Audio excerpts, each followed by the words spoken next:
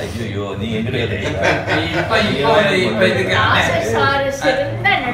ஆமா இப்போ ஒரு முடிவு இவர் ஒரு கேள்வி அறிக்கை வருதா நான் பெரியவரா நீங்க பெரியவரா கேட்டுக்கிட்டாங்க இப்ப 2 பேரும் ஒரு முடிவு வாங்க நாங்க 2 பேரும் எப்ப போகணும்னு எங்களுக்கே தெரியாதுடா ஏன்டா கொடுங்கப்பா இதை வச்சு 20 வருஷமா ஓட்டிக்கிட்டு இருக்கீங்க எப்ப போறதுன்னு ஞாபகம் டேட்டை மட்டும் மறந்து போயிட்டு. தென்னிந்திய சினிமாவில் கொடிக்கட்டி பறந்த நடிகை தான் சரோஜா தேவி. இவங்க நேற்று பெங்களூர்ல காலமானாங்க. இவங்களுடைய உடலுக்கு பலரும் அஞ்சலி செலுத்திட்டு வராங்க. இந்நிலையில சரோஜா தேவிய பல வீடியோஸ் அண்ட் அவங்கள குறித்த சுவாரஸ்யமான தகவல்களும் வெளியாகிட்டு இருக்கு. சரோஜா தேவிக்கு ஒரு துணை நடிகை மது கொடுத்திருக்காங்க. அந்த சமயத்துல இதை பார்த்த எம்ஜிஆர் ரொம்பவே கோவத்துக்குள்ளானாராம். இந்த விஷயத்த சரோஜா தேவியே ஒரு இன்டர்வியூல சொல்லியிருக்காங்க. 87 வயதான சரோஜா தேவி 1960 இருந்து 70 காலகட்டத்தில் தென்னிந்திய சினிமாக்களை கொடிக்கட்டி பறந்தவங்களா இருந்தாங்க. குறிப்பா தமிழ் சினிமாவில் இவங்க இல்லாத படமே இல்லைன்னு சொல்ற அளவுக்கு சரோஜா தேவி முன்னணியா வளம் வந்தாங்க. எம்ஜிஆர் சிவாஜியுடன் மட்டுமே 50க்கும் மேற்பட்ட படங்களை சரோஜா தேவி நடித்திருக்காங்க. அவங்களுடைய நடிப்புல காட்டிய திறமை, ஒழுக்க மொழியுட்டை பற்றி தான் பல சுவாரஸ்ய தகவல் வெளியாக இருக்கு. அந்த வகையில அவங்க எம்ஜிஆர் கூட நடிச்சிட்டு இருக்கும் போது சரோஜா தேவிக்கு ஒரு துணை நடிகை மதுவை கொடுத்திருக்காங்க. இதை பார்த்த எம்ஜிஆர் ரொம்பவே கோபமாயிட்டாராம்.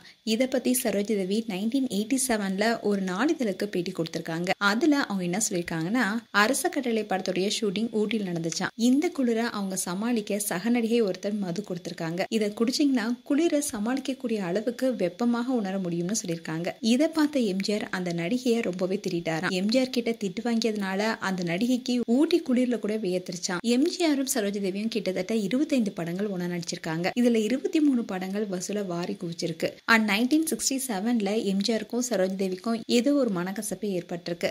அதுக்கப்புறமா 2 பேரும் ஒன்னா நடிக்கல. பெங்களூர்ல சரோஜா தேவி செட்டில் ஆயிட்டாங்க. அவங்களுடைய கணவர் மறைவுக்கு நேர்ல சென்று எம்ஜிஆர் ஆறுதல் சொல்லியிருக்காரு. அண்ட் சரோஜா தேவி அவங்களுடைய கணவர் ஸ்ரீ ஹர்ஷாவை 1967ல திருமணம் செய்தாங்க. இந்நிலையில் தான் 1986ல ஸ்ரீ ஹர்ஷா அவர்கள் மரணம் அடைந்தாரு. ஆனா மறுமணம் செய்யாமலே கடைசி வரைக்கும் சரோஜா தேவி வாழ்ந்திருக்காங்க. மறுமணம் செய்யாது ஏன் கூட சில கேள்விகள் கேட்கப்பட்டுச்சு. அதுக்கு அவங்க என்ன சொல்லியிருந்தாங்கன்னா, திருமணத்துக்கு அப்புறமா தன்னை நடிக்க அனுமதித்த மனிதர், அவருடைய நினைவிலேயே நான் வாழலான்னு முடிவெடுத்தேன். மறுமணம் பத்தி நான் யோசிக்க வேறேன்னு சொல்லியிருந்தாங்க. அதோட இவங்களுக்கு இந்திரா என்ற மகளும் கௌதம் ராமச்சந்திரன் என்ற மகனும் இருக்காரு. அண்ட் இவங்க புவனேஸ்வரி என்ற ஒரு மகளை தத்தெடுத்து வளர்த்தாங்க.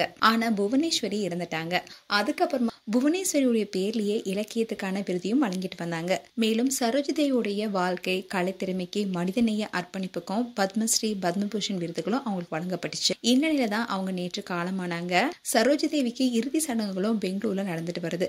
திரையுலக பிரபலங்களும் ரசிகர்களும் அவங்களுக்கு அஞ்சலி செலுத்திட்டு வராங்க. மேலும் சரோஜா தேவி குறித்து உங்களுடைய கருத்துக்களை கமெண்ட் செக்ஷன்ல சொல்லுங்க.